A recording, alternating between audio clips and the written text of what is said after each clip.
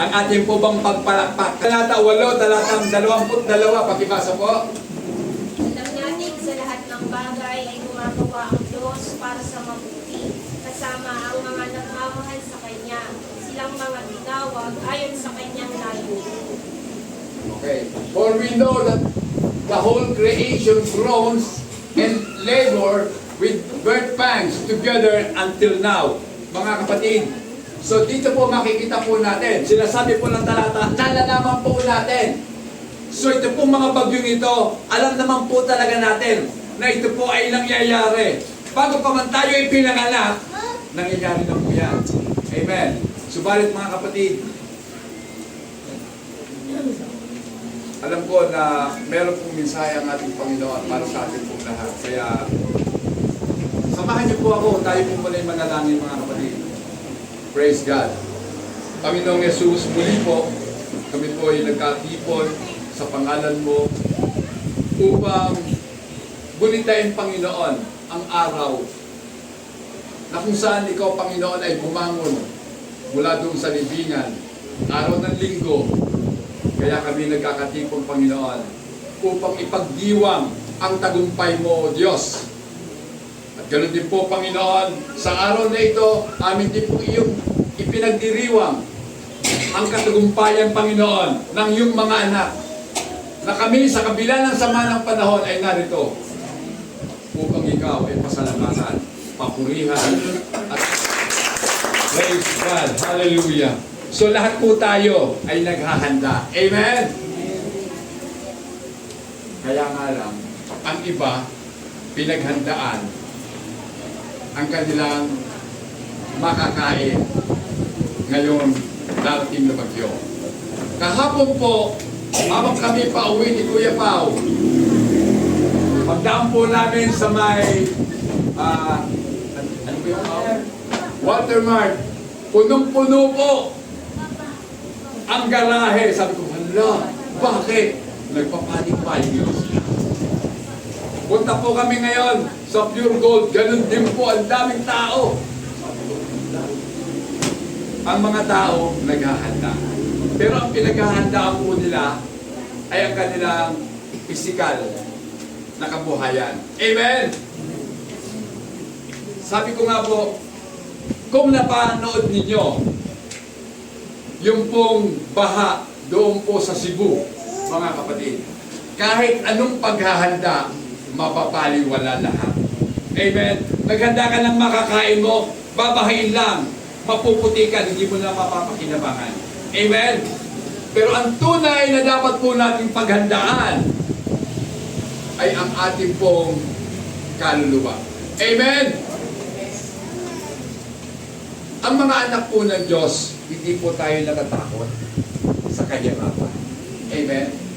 Basahin nga po natin, universal suffering in the world is due to Adam's sin.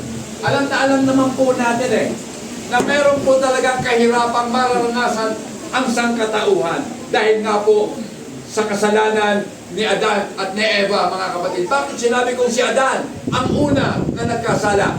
Kasi, mga kapatid, bagamat si Eva ang unang kumain, nakasalalay po sa lalaki ang responsibilidad. Sa military, ang tawag po dyan, command responsibility. Diba? Sa Panginoon, kanino ba iniatang ng Diyos ang responsibilidad sa pamilya? Hindi ba? Sa lalaki? Kaya ang kasalanan ni Eva, kasalanan ni Adan. Tuhan niyo mga kapatid. Kaya si Adan lagi ang nababanggit yan Adam's sin. Pero hindi naman talaga si Adan ang unang nagkasala, kundi si Eva. Diba? Naroon si Adan pero hindi sinaway si Eva. Pagkos, nakikain pa din. O diba? Sure na nga lang tayo, mukhang masarap yan Sabi nga nila, apple daw yun. Paano magkaka-apple sa Middle East? Diba? Isip-isip din naman, mga kapatid. Kay Steve Jobs lang po yung apple na nakagat. Yung mga cellphone yung apple, tingnan nyo, dito may kagat na. Kinagatan doon ni Eva yun. Kaya nagkaroon ng naging matalino sa Eva. So mga kapatid, hindi po ako naniniwala doon. Dahil ang tao po talaga ay talagang matalino. Amen. So, mga kapatid, yung pong kasalanan ni Eva at ni Adan, nakaapekto po, hindi lamang sa sangkatauhan, kundi maging sa buong sangnilikha. Amen. So lahat po ng creation ng Panginoon affected ng kasalanan. Kaya nga po, tingnan nyo mga kapatid, bakit kumikilos ang mga fault? Diba? Bakit? Ang totoo mga kapatid, ang mundo natin hindi po talaga solid na lupa yan. Itong ating kinatatayuan, hindi solid yung lupa yan.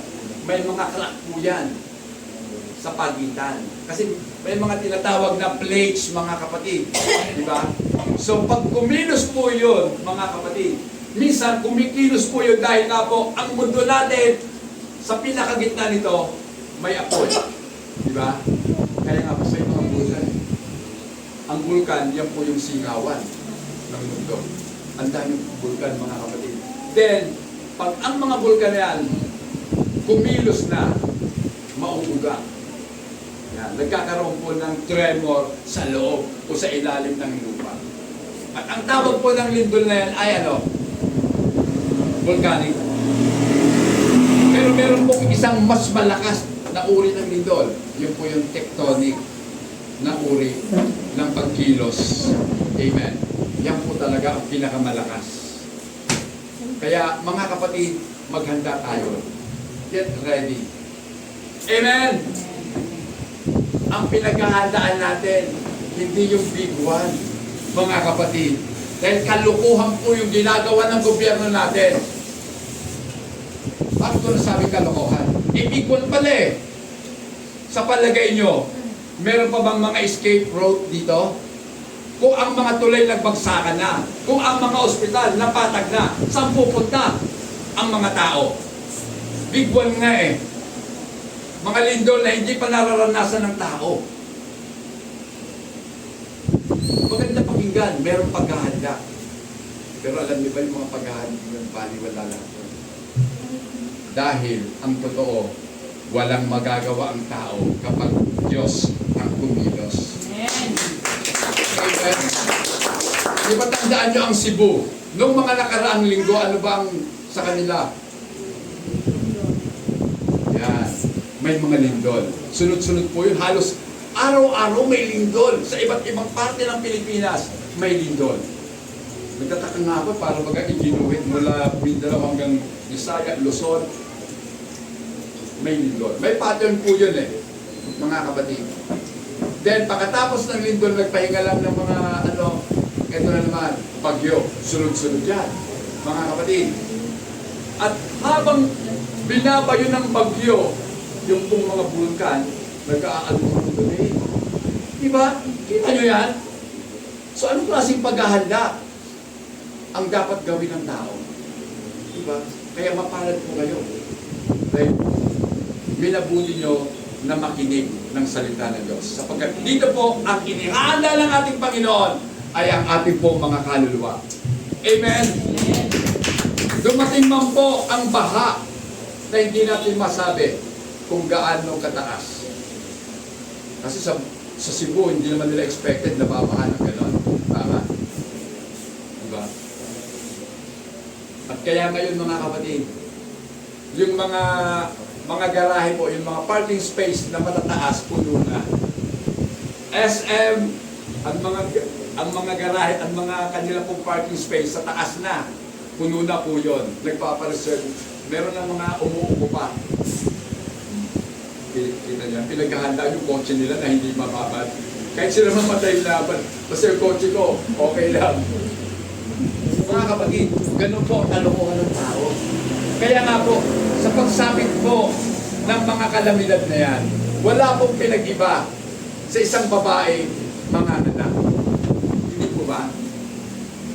Ang tanong ko nga po ganito, meron bang babaeng mga anak, yan, childbirth, na nakangiti? Lahat po ng babaeng nanganganak, nahihirapan sa kanilang panganganak. Mahirap panganak, kahit hindi ko nararanasan yon. Pero alam ko, mahirap. Sabi ng asawa ko, mahirap. Kahit si Sargen yan, mahirap. Ang nanay ko pag nanganak, parang lang, ano lang eh, pag alis namin, nagsimba kami, pagdating namin, may anak na. Wala kang ngiti po sa, huwo. May anak na agad, may kapatid na naman ako. Siya po kami magkakapatid. Pag nanganak siya, simple lang. Pero ang totoo, mahirap talagang manganak. Lahat ng nasa isa. Yung mga dalaga, hindi pa nila nararanasan ang hirap. Pero pag nag-asawa na kayo at nanganak, mararanasan nyo. At iyak, makakabayad na kayo sa utang nyo sa inyong mga nanay. Amen. So, mga kapatid, wala pong mga anak na masaya. Lahat nahihirapan. Pero, pagkatapos na pong mga anak, pagkatapos ng matinding hirap, may saya kapag nakita nila ang bagong buhay na nagmula sa kanya. Diba? Pag nakita mo yung anak mo, kahit na sinisang, biniwa ka na, masaya. Ay, ang tignan ng anak ko. O diba? Yun. Ganun po talaga ang tao eh. Kaya nga po, sa mundo po natin, hindi po lahat masarap. Hindi po totoo na kapag Kristiyano ka na, dadalas ka na ng puro kaginhawaan. Ang totoo mga kapatid, magkahalo yan.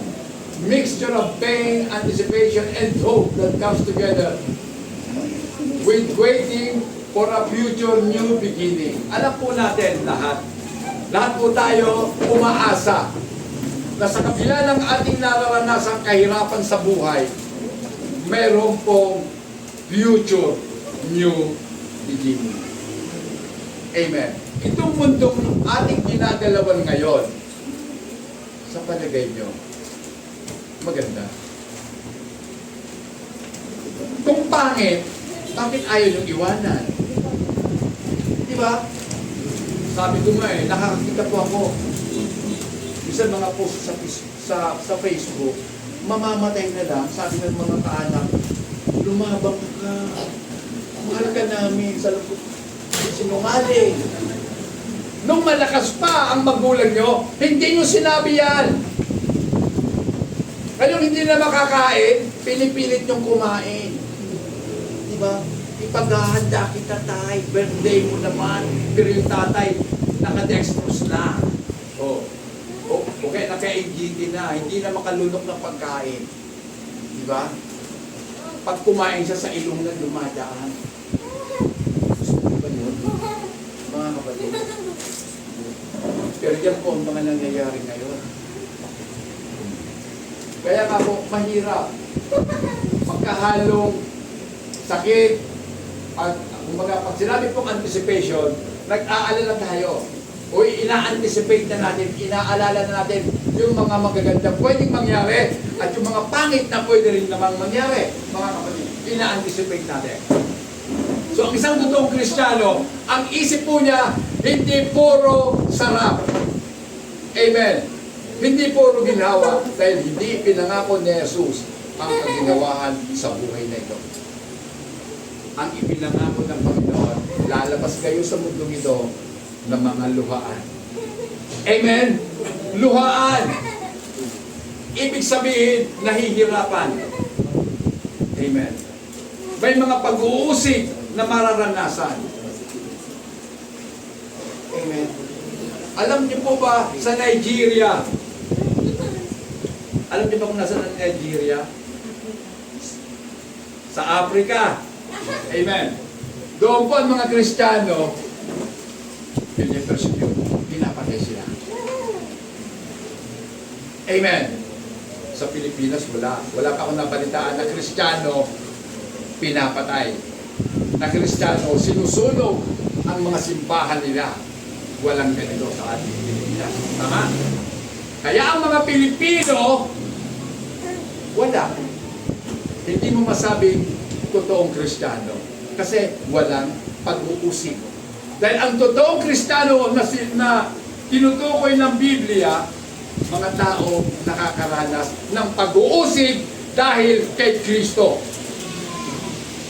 Amen. Ibig sabihin, ipinapamuhay nila ang aral ni Kristo. Na kahit bumabagyo, sila ay dumadalo. Sasabihin ng mundo, mga siraulo. Pero sabi ng Panginoon, tama yan na. Amen? Kahit na bumagyo, huwag lang tayong ilipad ng hangin. Kasi napakaano naman na yun. Kumbaga, yung practical na yun. Pupunta tayo dito, nililipad na nga tayo. Paano tayo makakarating dito? Diba? So, hindi po...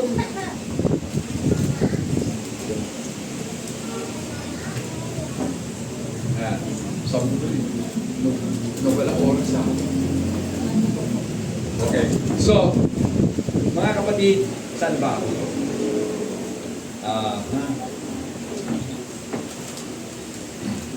Just as a mother endures labor pain with the hope of new life, the creation endures its growth with expectation of its final redemption. Amen. So, ang mundo man natin ngayon, bagamat nakakaranas po ng kahirapan, pero meron po silang ini-expect. Anong expectation ng mundo? Kasama ng mga anak ng Diyos, sila man ay makakaranas din ng pagliligtas ng ating Panginoon. Amen? Kung paano ang Diyos ay gagawa, bibigyan tayo ng bagong katawan, maggagawa rin ang Panginoon ng bagong langit at bagong lupa. Amen? Ayaw natin ito, sira na to. Amen? Di ba ang ganda nga ng turo kanina ni Sister Kay, na bilang mga tao, binigyan tayo ng Diyos ng kapamahalaan upang ating alagaan ang ating kapaligiran. Lahat ng nilikha ng Diyos, dapat po nating inaalagaan yan. Huwag tayo maging malupit sa mga hayop. Huwag tayo maging malupit sa ating pong kalikasan. Galit po ako sa mga magnanakaw. Diba? Para lamang magkaroon ng pera, puputulin yung napakaraming puno ng kahoy sa kabundukan. Miminahin nila, bubungkalin ng mga bundok. At ang sasabihin nila, paano yung control natin, ninakaw. Sinong magnanakaw una? Kayo mismo na mga tagapagpatupad ng batas. Amen? Diba? Lahat po sila mananagot sa ating Panginoon. Dahil lahat po tayo binigyan ng Diyos ng atas na pamahalaan. Kinakailangan tama ang pamamahala natin. Yung basura mo, ibulsa mo na lang muna. Huwag mo itapon kung saan-saan. Amen? Tama ba yon? Tama po yun. Magtapon tayo ng basura sa tamang lugar. Huwag kung saan-saan. Kaya may kasabihan na tayo, basurang itinapon mo, babalik sa'yo. Diba, mga kapatid? Tayo po mga Kristiyano, tinawag po tayo upang tayo ay magkaroon ng solidarity sa mga nilikha ng ating Panginoon. Nare-recognize po natin na tayo ay meron pong bahagi sa kanilang hantungan o sa kanilang destinasyon. At tayo nga po ay may responsibilidad na pangalagaan sila habang hinihantay po natin ang pagliligtas ng ating Panginoon. Amen. Kasi sabay tayo ililigtas ng Panginoon eh. Pag ang mundo ito, babaguhin ng Diyos. Kasabay ng pagbabago rin sa atin. Amen. Di ba? Ang gandang uri ng mundo yun. Dahil sa mundong yun, walang kasalanan na iiran. Amen. Sapagkat si Satanas at ang kanyang mga demonyo ay itatapon sa dagat-dagang apoy. Diba? So yung impyerno, hindi talaga yun ang last destination natin, kundi doon sa lake of fire. Kasi yung impyerno, itatapon doon sa dagat-dagat ng apoy. Mas matindi yun, mga kapatid. Mas malawak yun. Diba? Gaano ba kalawak si Owan? Ang rains ni Owan, saklaw ang buong Pilipinas ng kanyang rain clouds, mga kapatid. Kaya, kahit hindi ka tatamaan ni Owan, sapul ka sa ulan at hangin, mga kapatid. Ngayon po, kasalukuyang binabayo ang Katipunan sa aming probinsya. Sabi ng kapatid ko, ang lakas ng hangin dito, kuya. So, kita niyo yan. Sabi ko nga, ingat lang kayo, manalangin kayo sa ating Panginoon. Kasi, bisa na pong nagbahat din sa Naga. Yung city namin, binahamin na hanggang bewang ang tubig. Sa syudad mismo, parang si Pude. Yung bahay namin sa probinsya, bubong na din lang. At makikita, wala na po. Sabi ko nga, patindi ng patindi. Ngayon mga kapatid, kung ganito na ang sitwasyon, kanino tayo lalapit? Hindi ba sa Panginoon? Kaya dapat tayo maghanda, mga kapatid. Get ready, sabi nga po dito.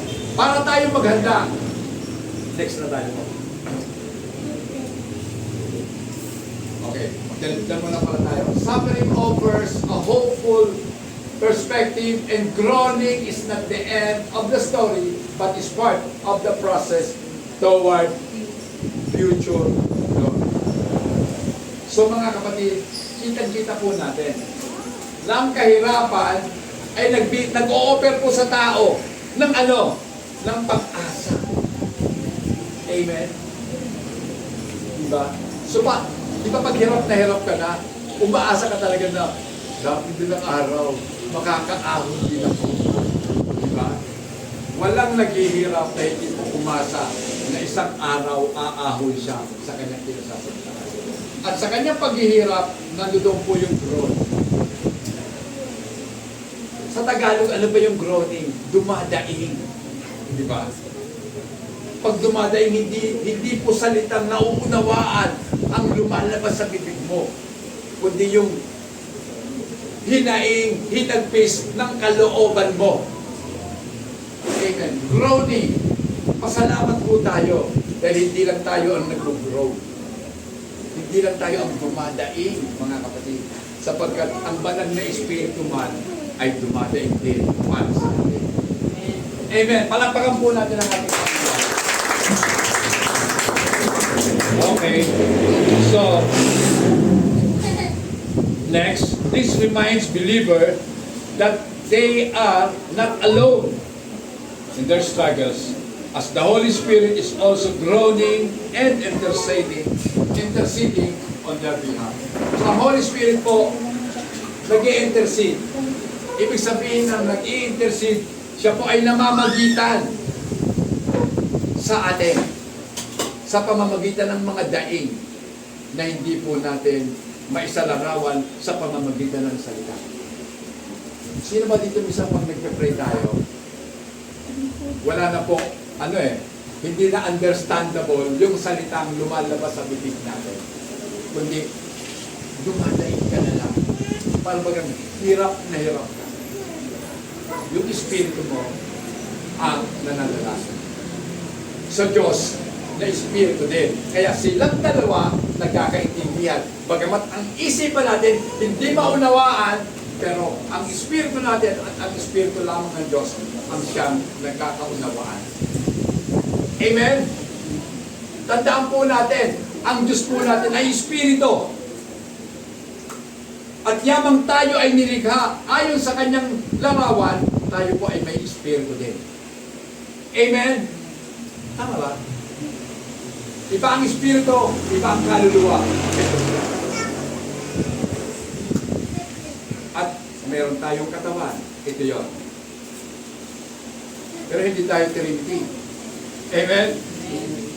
We are not Trinitarian. Amen? Tayo po ay naniniwala sa isang Diyos lang. Amen? At ang Diyos na ito ay nagpahayag sa tatlong kapahayagan. Ang Diyos ay Espiritu at ang Espiritu ay nahayag sa laman upang tayo ay tubusin sa ating mga kasalanan. At nung umakyat na ang ating Panginoon sa kalangitan, isinugo niya ang kanyang Espiritu upang tayo ay samahan. Pangako ng Diyos, pangako ni Jesus, hindi ko kayo iiwanan ulila. Amen. Kaya ngayon mga kapatid, hindi ka nag-iisa. Kasama mo ang Espiritu ng ating Panginoon. Kaya sa ating pong paghahanda mga kapatid, okay, get ready na tayo. Ready na ba kayo mga kapatid? Okay, kinakailangan po para tayo maging ready, kinakailangan i-develop po natin yung ating relasyon sa ating Panginoon. Amen. Hindi yung relasyon natin sa kapwa-tao. Yung relasyon mo muna sa Diyos. Dahil kapag ayos ang relasyon mo sa Diyos, ayos din ang relasyon mo sa iyong kapwa-tao. Baliktad po yun. Baliktad sa tao. Inaayos yung relasyon nila sa kapwa-tao para daw maging maayos ang relasyon nila sa Diyos. Which is impossible. Diba? Imposible yun, mga kapatid. Ayusin mo muna yung parte ng Diyos para maging maayos ka sa lahat. Amen.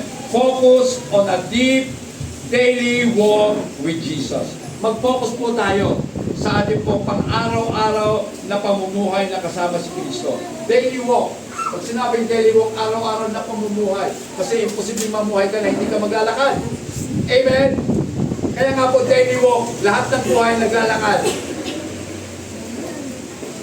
Sa pamamagitan po ng panalangin, pagbabasa ng Biblia at pag-aaral nito, then meditation. Pakibasa po, Jeremiah 23:19. Ay, 29:13. Kapag hinanap ninyo ako, ako inyong matatagpuan. Kung buong puso ninyo akong hahanapin. And you will seek me and find me. Sabi ng ating Panginoon, when you search for me with all your heart. Mga kapatid, narinig ko kanina, kay Sister Peggy, sabi niya, yung mga tao sa Cebu, lahat tumatawag sa Panginoon. Diyan nga sa amin tumatawag din sa Panginoon bangkay sa loob ko. Naku, Day, marinig ka kaya? Bakla ka Kinakailangan magsisi ka. At sabihin mo, nagkasala ako, Panginoon. Hindi dapat ako naging ganito. Kasi unang-una, hindi mo kilala kung sino ka. Diba? Meron kang tinatawag na identity crisis. Hindi mo alam kung sino ka. Kala mo, hindi kasalanan yon? Kasalanan sa Diyos yun. Ewan ko lang kung meron mga pastor na nagsasabi ng ganyan. Baka nangingilag sila, pero hindi mo dapat pangilagan ang tao. Mangilag ka pagharap mo sa Diyos. Kung hindi mo itinuro ang katotohanan. Amen? Diba? Tumatawag lahat sa Diyos. Ang tanong, pakikinggan kaya ng Diyos ang kanilang panawagan? Ako'y nakatitiyak, naririnig ng Diyos. Siyempre, hindi naman bigyan Diyos natin naririnig, pero hindi ka pakikinggan. Dahil ang pinakikinggan lang ng Diyos, bagay sa salita ng Diyos, ay yung mga taong matuwid. O, yabang mo naman, pastor. Matuwid ka ba? Eh kung sabihin ko hindi, di dalawa na tayo. Hindi ako matuwid. Yes, totoo yun. Hindi ako matuwid. Pero, ito may pero, may pasumali mga kapatid. Ang pagiging matuwid ko, hindi ko kagagawan. Dahil ang pananampalatayang meron ako, binigay ng Panginoon para paniwalaan ko siya. Amen. At sa pamamagitan ng pananampalatayang meron ako na galing sa Diyos, sa paningin ng Diyos, ako'y matuwid. Problema ba yun? Diba? Problema ba? Kung bakit merong ginawang matuwid ang Diyos, kahit hindi naman talaga matuwid. Kasi ang totoo, mga kapatid, lahat ng tao makasalanan. Amen? Pero dahil ang Diyos naawa sa iyo, sa kabila ng pagiging makasalanan mo, pinatawad ka. Kahit hindi ka pa humihingi ng tawad, pinatawad ka na ng Panginoon. Yung ang tawag po dyan sa lingwaheng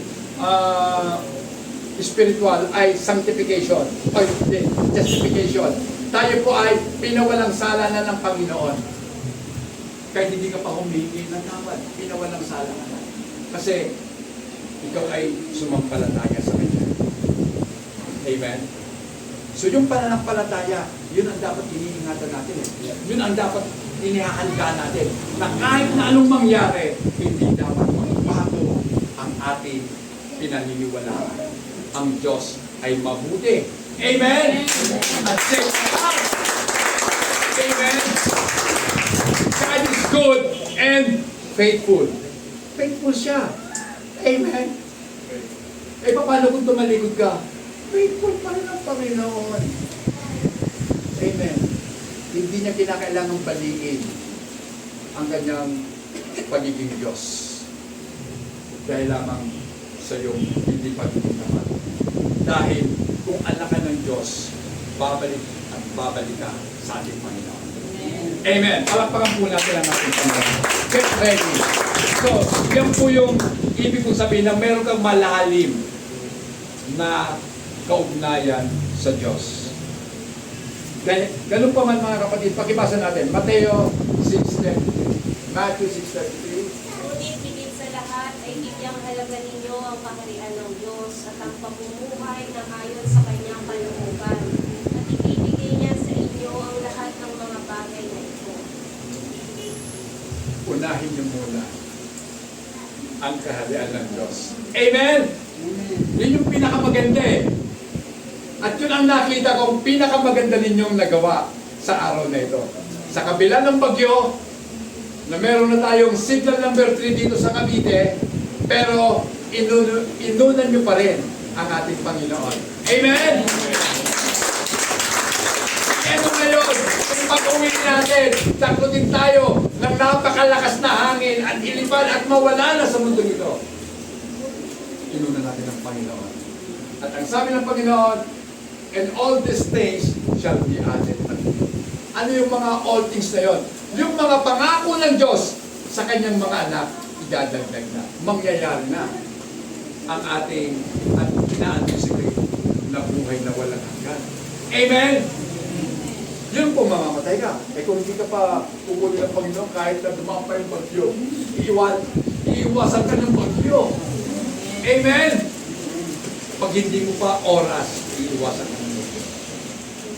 Amen.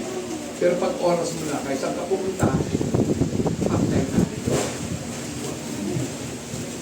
Mga kapatid, para tayo maganda, we must live in His teaching. Living in His teaching. Yan. Living. Ipamuhay po natin ang kanyang mga katuruan. Believe and observe the teaching of the gospel and make them a part of your daily life. So, ang pagiging Kristiyano, hindi lamang po yung sinasabi mo, ay Christian ako eh. Ito na yung Christian ka. Hindi ko naman makita sa'yo na Christian ka na. Diba? Ugali mo pa lang eh. Hindi na kapalipaliwala. So, mga kapatid, ito yun eh. Paniwalaan mo ang aral ni Kristo. Ngayon, kung hindi mo pinaniniwalaan ang aral ni Kristo, wala kang karapat na masabing Kristiyano. Diba? Sinasabi mong Kristiyano ka, pero hindi ka naman naniniwala sa mga aral ni Kristo. Kundi ang pinaniniwalaan po natin, yung aral na simbahan. Mali yun, mga kapatid. Kaya nga po, nagkaroon ng mga denominasyon, nagkaroon ng mga pangkat-pangkat ng mga relihiyon sapagkat may kanya-kanya silang paniniwala. Pero tayo po, sa tulong po ng Espiritu ng ating Panginoon, pinaniniwalaan natin kung ano ang sinasabi ni Kristo. Amen? Naniniwala po tayo na si Kristo, na si Jesus, at ang Ama, iisa. Tama? Naniniwala ba tayo? Pag naniniwala tayo sa mga tagapagturo, di magkaiba yan. Sino may sabi? Sabi ni Pastor. Sabi nung pinuno namin. Sino yung pinuno nyo? Basta, siya yung founder ng aming relihiyon. Hala, pagsisihan mo yan kapatid. Dahil pinaniwalaan niya pa ang tao kaysa kay Jesus na nagsabi, ako at ang Ama, iisa. At sabi pa ni Jesus, ang nakakita sa akin, nakakita na sa Ama. Bakit mo hinahanap ang Ama, Felipe? Di ba mga kapatid? Handa na ba tayo na ipamuhay ang katotohanan niya? Dapat hindi po tayo nahihiya na sabihin ang katotohanan na si Kristo, na si Jesus at ang Ama, iisa. Yan po ang ating pinaniniwalaan. Amen? Buhay yata walang naniniwala. Amen po ba? Mga kapatid, kailangan po. Na, binabagyo na nga tayo eh. Ayaw pa rin natin. Mabuti pa yung ulan eh. May pabugso-bugso. Dapat bumugso rin tayo, mga kapatid. Ipangaral natin ang katotohanan. Amen. Bakit tayo nahihiya? Sabi ni Jesus, kung ako'y inyong ikinahihiya, ikahihiya ko rin kayo. Pagsabi ni Jesus sa kanyang kaliwala. Amen. Kakahiya rin tayo ni Jesus. Dapat hindi tayo nahihiya. Pakibasa nga po, Philippians 4:19, ano sabi? Buhat sa hindi maubos na kayamanan ng Diyos, ibibigay niya ang lahat ng inyong kailangan sa pamamagitan ni Kristo Jesus. Buhat sa hindi maubos na kayamanan ni Kristo, ibibigay sa inyo ng Diyos ang lahat ng inyong pangangailangan. Ayon sa kayamanan, hindi maubos sa kayamanan, sa kaluwalhatian ni Jesus Kristo. Mga kapatid, nakikita niyo ba yung mga kapatid? Kung ibig sabihin sa and my God shall supply. So ang Diyos po natin, ibibigay lahat ng ating pangangailangan. Amen? So pangangailangan, hindi lang pagkain, hindi lang material na pangangailangan. Spiritual, ibibigay ng ating Panginoon. Sabi nga, Santiago, kung ikay nagkukulang ng karunungan, humingi ka sa Diyos at siya magbibigay ng walang anumang panunumbat. Amen. Bibigyan tayo ng Diyos ng karunungan. Amen. Then, James 1:22, pakibasa. Mamuhay kayo ayon sa salita ng Diyos. Kung ito'y pinapakinggan lamang ninyo, ngunit hindi sinasagawa, dinadaya ninyo ang inyong sarili. Yan. Mga kapatid, tinamaan po ako dyan. Amen. Ang sabi, but be doer of the word and not hearers only. Ano bang ibig sabihin niya? Tayo ba'y tagapakinig lang? Nakikinig ba tayo? Kung ang sigaw po natin, amen, dapat doer din tayo at the same time. Amen? Dapat kung tayo tagapakinig, ginagawa natin yung mga napapakinggan natin. Dahil pag hindi tayo gumagawa, ibig sabihin, dinadaya natin ang ating sarili. Amen? At kapag dinaya mo ang sarili mo, ikaw na ang pinakamasahol na makasalanang tao sa mundong ito. Isipin mo, dayain mo sarili mo, paniwalain mo sarili mo, ang ganda-ganda mo, pero totoo, hindi. Paniwalain mo sarili mo, ang tali-talino mo, pero hindi naman pala. Diba? Dinadaya nyo ang inyong sarili. Ngayon nakikinig kayo. Kung hindi nyo gagawin yung napakinggan nyo, mandaraya kayo. Dinadaya ninyo sarili. Amen. Tama po bang mag-evangelism? Tama, pastor. Tama yan, di ba? Tama pong ipahagi natin ang magandang balita. Pero ang tanong, ano bang balita ang ibinabahagi natin? Maganda ba o masama? Kasi pag chismis, masama. Ang magandang balita, yung makasalita ni Kristo, yun lang ang magandang balita. Amen. It is the gospel. Pag sinabing gospel, mabuting balita o magandang balita. Then, mga kapatid, maintain a clean heart. So, para tayo maging handa lagi, panatilihin po natin, malinis ang ating mga puso. Amen? May tanong lang po ako. Malinis ba puso natin? Sige nga.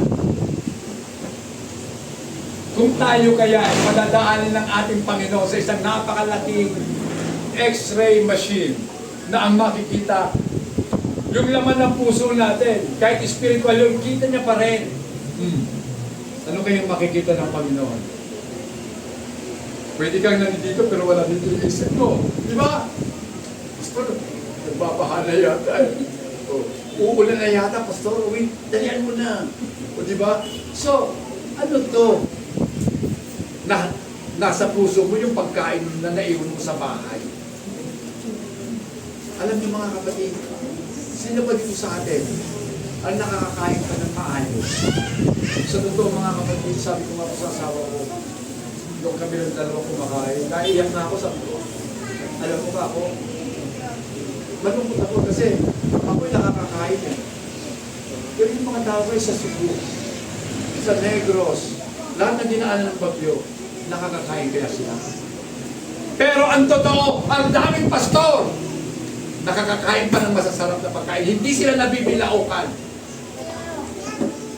Madami yan, mga kapatid.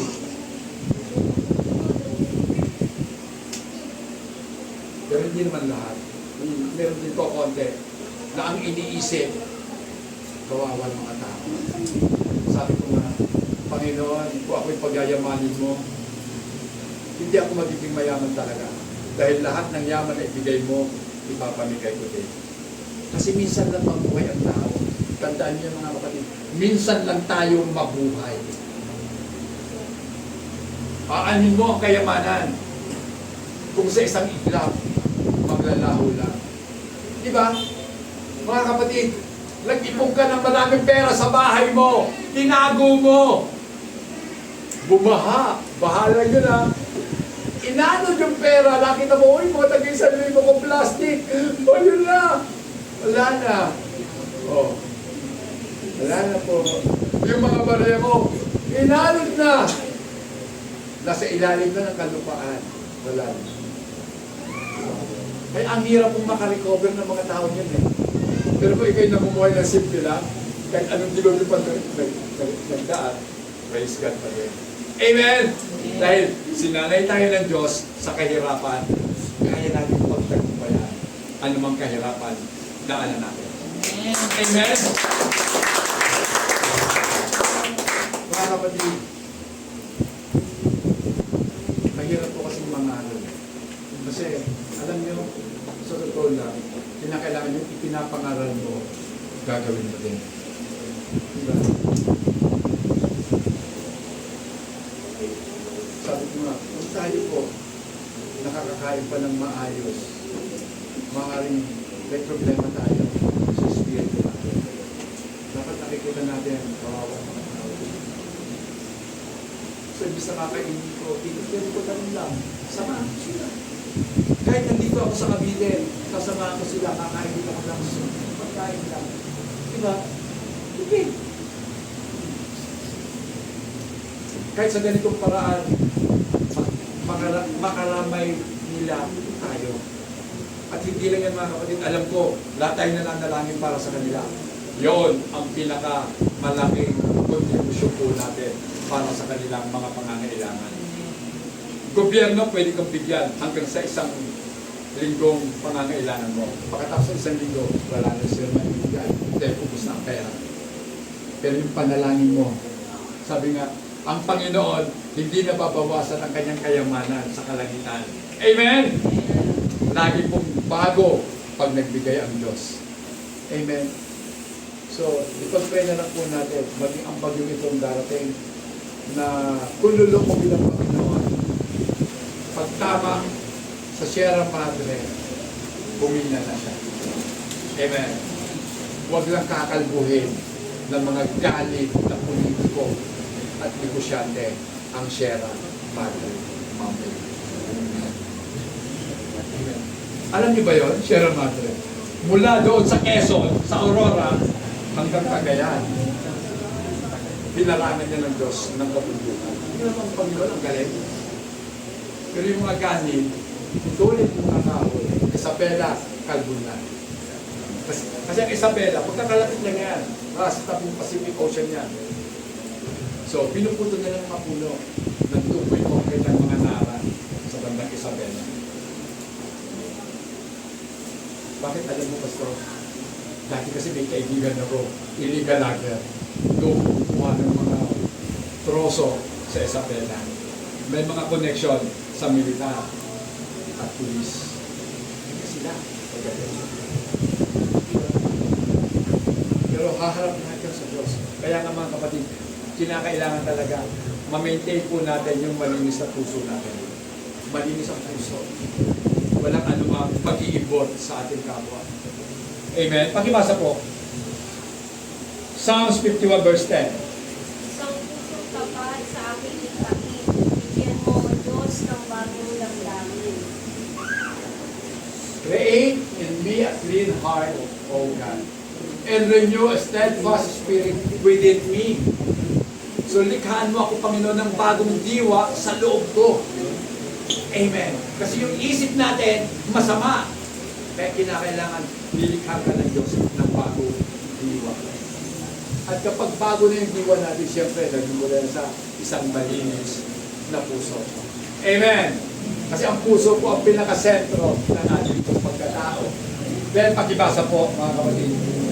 Matthew 5:8. Ano sabi? Pinagpala ang may mga malinis na puso, sapagkat makikita nila ang Diyos. So ito mga kapatid, tanging ang tao lamang na mayroong malinis na puso ang makakakita sa Diyos.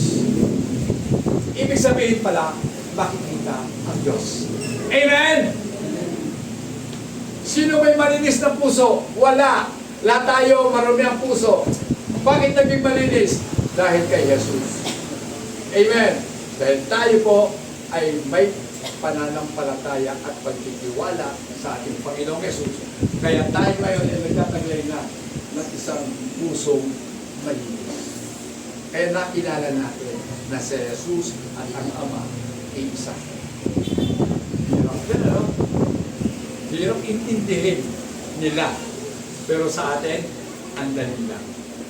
Amen. Bakit madali? Kasi ang puso ng mga tao dito, ang puso ninyo, nilinis na ng salita ng ating Panginoon. At sino yung salitang luminis? Si Jesus. Siya ang naglinis ng ating pong mga puso. Then, mga kapatid, kinakailangan talaga, examinin po natin. Examine regularly your heart. Lagi po natin susuriin ang puso natin. Huwag na po tayo pumunta sa mga ospital para lamang magpasuri ng puso. May bayad doon. Diba? May bayad. Paano ba makikita yung puso mo? To the echo. Ngayon po, 3D echo na. May kulay na yun eh. Dati to the echo lang. Narinig natin, tuk, tuk, tuk. Tapos titingnan mo doon sa monitor, itim lang. Pero ngayon, dahil 3D na, wow, kita mo talaga, pumitintig-pintig yung puso mo. Kung ano yung kulay ng puso mo, yun talaga ang makikita mo. Iingay. Diba, mga kapatid? So sa Diyos, walang bayad. Ipasuri natin sa Panginoon ang puso po natin. Then, punta na po natin. Be vigilant and alert. So, kinakailangan po tayo maging vigilante. Maging mapag-chat. Amen. Dapat marunong po tayong magmasid. Marunong tayong umunawa sa mga nakikita po natin. Diba? Naalala ko tuloy yung lolo ko eh. Kapag nakita niya, naalala ko lang lolo ko sorry po. Kapag lumipad ang pato, may bagay darating. Kasi hindi lumilipad yung pato eh. Bira lang lumipad yun. Tapos may alaga po kami linta. Alam niyo yung linta? Leech. Nakalagay po yung sa bote. Kadalasan po ang linta, nakaganyan lang sa bote. Nakakapit sa ganyan. Pero pag ang linta bumalagbag na nakaganyan, sabi na po, may bagay. Kita mo yung matatanda. Marunong makiramdam sa mga ginagawa ng mga hayop. Kaya nga yung mga ita, nung pumutok po ang pinatubo, bago pa nalaman na ng tagababa na pumutok ang pinatubo, alam na ng mga ita nyo. Kasi nakita nila yung mga hayop sa pinatubo, nagbabaalaan na. So matalas po pakiramdam ng mga hayop kaysa sa mga tao. Alam Halimbawa, puputok yung bulkan. Alam mo mga hayop yun sa bulkan na yun. At nakita ko nga po, mga kapatid, sa amin pala, yung bundok doon sa Naga, yung isa ro, Vulcan Gate. Sabi ko, ang tagal ng panahon bago hindi pumuputok. Parang pinatubo, ang tagal ng panahon bago pumutok. Kaya nung pumutok, grabe. Sabi ko, nakakatakot pala. Yung baryo namin, magkamat medyo malayo, kasi mga ilang kilometro, mga 20 at o 30 kilometro mula sa Vulcan, akabutin pa rin yun. Sabi ko, no. Kaya ako pala ng mga kapatid ko doon na pag pumutok yun, delikado. This is the truth. Praise God. So, pakibasa nga po, Luke 21:6. Kaya't maging handa kayo sa lahat ng oras. Lagi ninyong idalangin na magkaroon kayo ng kalakasan upang malagpasan ninyo ang lahat ng mangyayari ninyo at makatayo kayo sa harap ng anak ng tao. Watch therefore. Magpantay nga kayo, sabi dito. Watch. Hindi lilos ha. Watch. Magbantay. Magbantay nga kayo at manalangin palagi. Sino ba itong nananalangin palagi? Hindi lang yun sa pagkain ha. Baka sabi, Pastor, lagi ako nananalangin. Alam ko na yun, sa pagkain yun, lagi kayo nananalangin. Hindi yun. Di ba meron tayong time talaga? Although ako po, lumalagpas minsan ako alauna. Minsan nagising ako, bakpas. Marami na alauna. So, pero mga kapatid, lumagpas na ako, alas 2 pa na ako magising. Pinapanalangin ko pa rin, mga kapatid. So, kinakailangan po talaga manalangin. Para daw maiwasan po natin, matakasan natin. At alin, yung mga bagay na darating. Yung lindol, yung baha, yung pagputok po ng bulkan, pwede nating mapagtagumpayan yan. Pwede nating matakasan kung tayo po ay pahihintulutan ng Diyos na makatakas wala dito.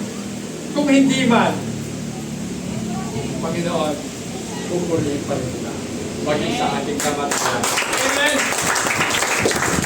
Dapat po ang isipin natin, mabuhay man o mamatay, maglilingkod ako sa Panginoon. Amen!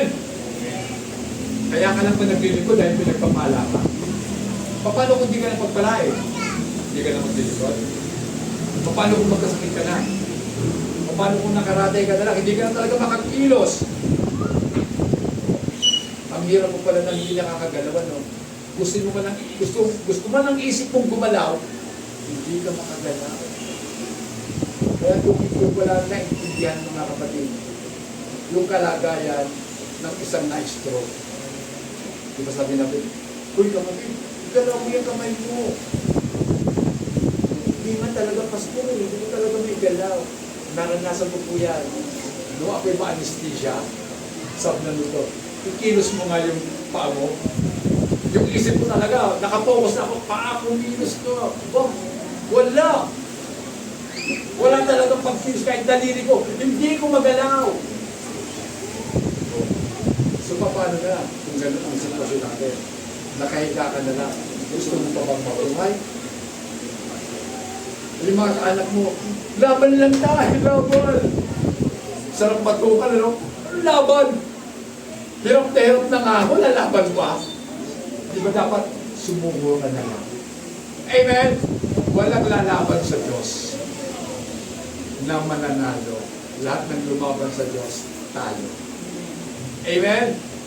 Huwag natin labanin ng Diyos. Kaya pag sinabi ng Diyos, sumamba kayo, sumamba tayo. Amen? Amen. Umulat bumagyo, sabi nga ni Rey Valera, ano sabi? Ayos lang.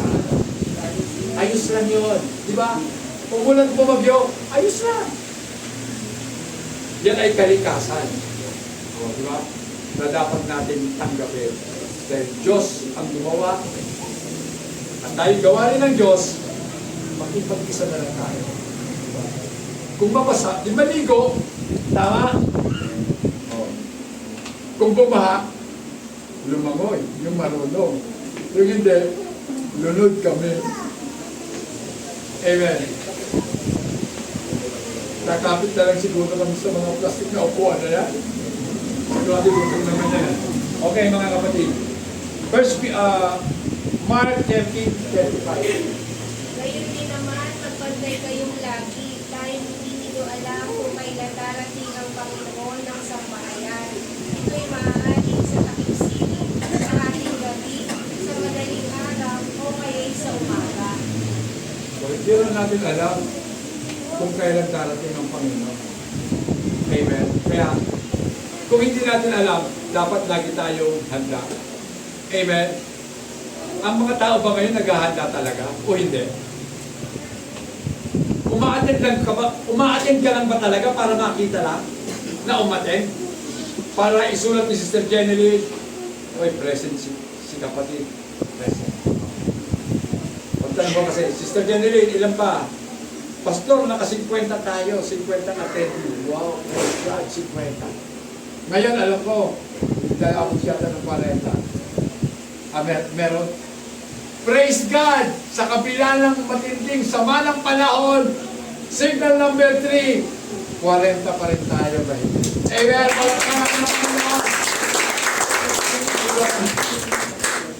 Sipin nyo yan, mga kapatid, 14 kaluluwa lang ang nakaalam ng katotohanan na kahit bumagyo pa man, dapat sumamba sa ating Panginoon.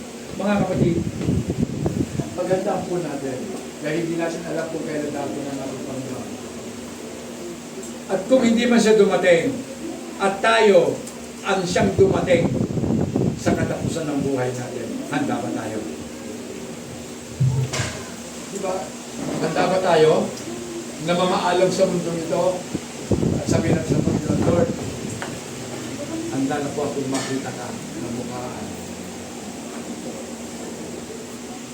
Kung maganda ang ating, kung maganda puso natin, ang lagay ng puso natin, kung hindi natin makita ang Panginoon. Ngayon, kung hindi, mahirap, mga kapatid. Kaya, mga kapatid, ito na tayo. Know the signs. Alamin po natin ang mga tanda. Amen. So, papaspasan ko na po ito, mga kapatid. Mga tanda ng pagbabalik ng ating Panginoon. World events and natural disaster. So, meron pong tinatawag na world events. Mga pangyayari sa mundo ito at mga likas na mga kalamidad na pwedeng dumating. World events. Ano ba itong mga pwedeng mangyari?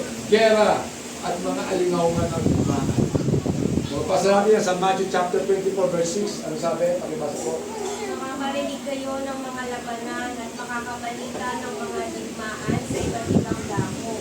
Ngunit huwag kayong makabahala dahil talagang mangyayari ang mga iyon, bagamat hindi pa iyon ang katapusan ng mundo. So kung talagang mangyayari ang mga yon, dapat bang ipag-pray na huwag magyara? Hindi. Kasi darating eh. Nakatakdang dumating. Pag ipinanalangin po natin na huwag magkagera, kontrabida tayo sa harapan ng Diyos. Kinokontra natin siya.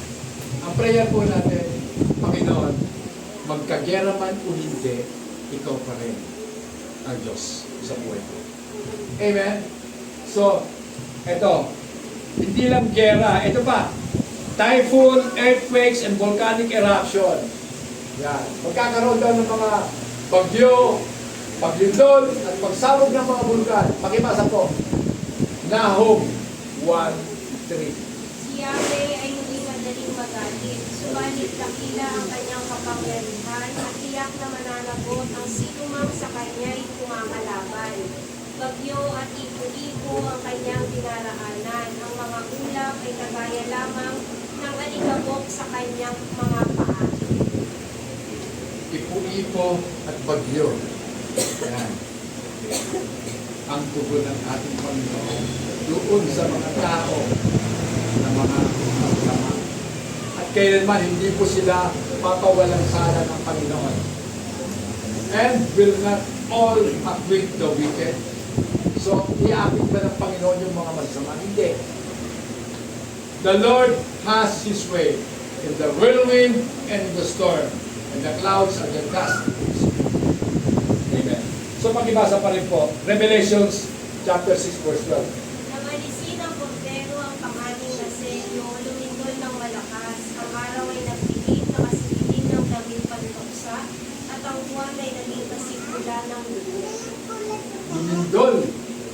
malakas. Revelation na huling aklat ng Biblia. Revelation. So, lumindol na napakalakas na ang araw ay nag-iitim na. Wala na. Nagkulay itim na ang araw. Ibig sabihin, naging gabi na. Alam niyo sa Amerika, mga kapatid, may isang pangyayari doon. Nakalimutan ko yung taon eh. Pero July yun. July 10 na katanghalian dapat biglang nagdilim. Talagang nagdilim. Dahil yung mga manok, naghapon. Amen. Yung mga naghapunan na kaagad, dumapo na sila sa mga puno, yung mga tao nagsindi na ng ilaw, kasi gabi na. Pero ang oras, tanghali. Ano nangyari? Doon, dumami na naman siguro ang mga dumalo sa mga simbahan. Maraming tumatawag, Diyos ko, iligtas niyo kami. Kaya nga minsan parang gusto ko lagi may mga bagyo, may mga sakuna. Parang maraming nakakaalala sa Diyos. Dahil pag maalwan ng buhay, walang nakaalala sa Diyos. Mga kaya better na talaga magkaroon ng ganitong panahon. Then ano pa? Distress of nation, cosmic disturbances. Magkakaroon daw po ng mga cosmic. Pag sinabing cosmic, yung pangkalawakang kaguluhan. Na yung mga meteors magbabagsakan. Yung araw magiging maitim na, ang buwan magiging mapula na parang dugo. Then mga kapatid, dito tayo sa societal and spiritual condition. So magkakaroon po kasi ng sa ating pong lipunan at sa ating spiritual na kalagayan, dadami po ang mga false Christ and false prophets. Diba? Sa Pilipinas, merong falsong Kristo. Yung falsong Kristo yon, nakakulong na. Kilala nyo yon? Kung sino yung false Christ na yon? Kung di nyo kilala, papakilala ko sa inyo, nakakulong siya ngayon. Malapit nang dalhin nyo sa Amerika. Si Apollo Kibuloy. Sinasabi na, siya raw ang Kristo. Sabi na, hindi kayo makakaparoon sa Ama kung sa pamamagitan ko. Diba? Falsong Kristo. At marami siyang mga falsong propeta. False prophet. Ang dami. Nasa 42 na tayo, pero false prophet siya. Kapag ang itinuturo, hindi katotohanan, false prophet. Then, increase of lawlessness. Dadami po ang lawlessness. Kawalan na hindi na po talaga, marami po mga tao ang hindi na po umaayon sa batas. Lumalaban na po sila sa batas, mga kapatid. And wickedness, persecution of believers. So, mga kapatid, sa Pilipinas, hindi pa po pine-persecute ang mga mananampalataya. Then, apostasy. Anong ibig sabihin ng apostasy? May pagtalikod. Amen. Tatalikod ang mga tao, yung mga mananampalataya na sinasabi nila, kami naman ay believer ni Kristo, pero tatalikod sila. Pero yung pagtalikod ng malurad, hindi sila totoong mananampalataya ni Kristo. Dahil ang totoong mananampalataya, kahit nahihirapan, hanggang kamatayan, maglilingkod sa ating Panginoon. Amen. Yan po yung totoo, mga kapatid. Kahit na maghirap pa yan sa buhay, doon matetesting kung sino ang totoo. Amen. Kapag hinubaran ka na ng Diyos, nawala lahat. Ang hirap nga na, diba? Yung sitwasyon po doon sa Cebu. Yung babae, nawala lahat. Asawa niya nawala, mga anak niya nawala, bahay niya wala. Wala, sabi mo, naglulupasay na lang siya. Wala siya magawa Diba? Yun ang pinakamasaklap na pwedeng mangyari. Pero kung anak yun ng Diyos, alam ko hindi siya maglulupasay. Tatayo siya. Itataas ng kamay niya. Panginoon, salamat. Dahil dito ko na-realize na ang buhay hindi na mahalaga kaysa lahat ng bagay. Amen? Diba? So hindi mo na inaalala yung buhay ng asawa mo. Kung ang asawa mo na sa Panginoon yon, ligtas siya. Nasa maganda siyang kinalalagyan. Yung anak mo, mga mananampalataya, nasa maganda na silang kalagayan. Maawa ka sa sarili mo dahil wala ka makalimutan. Amen? Mga kapatid, then, the gospel is being preached worldwide. So ipapangaral ang Ebanghelyo sa buong sanlibutan. Tama ba yan o mali? Basta mahalaga, ipinangaral si Kristo. Then, manunumbalik ang bayang Israel. Amen. Restoration of Israel. Ayun mga kapatid, unti-unti na po. Alam niyo po ba, bad news to, di ba? Bad news ang sasabihin ko sa inyo. Sa New York, alam niyo ang New York, isa sa pinakasentro ng negosyo sa Amerika. Ang New York City, under na po ng kalaban ng Israel. Kaya ang mga Israel doon, ang mga Hudyo doon, unti-unti na nag-aalisan. Umiiyak po sila. Then ang namumuno ngayon doon, ang mayor, iba na. Muslim na.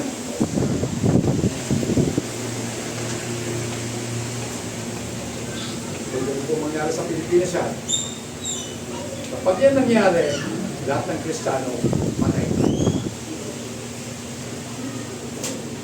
Handa ba kayong mamatay para kay Kristo? Mga kapatid, kung totoo tayo, lahat tayo dapat maganda. Amen? Amen. Palakpakan ng Panginoon. Kaya lagi po natin ipanalangin, bigyan tayo ng Diyos ng lakas ng loob na makayanan ang mga pag-ibig. Dahil ang sabi ng Biblia, sila na mga pag-iis hanggang wakas ang siyang maliligtas. Amen! Mga kapatid, tumayo po tayo lahat. Tayo po ay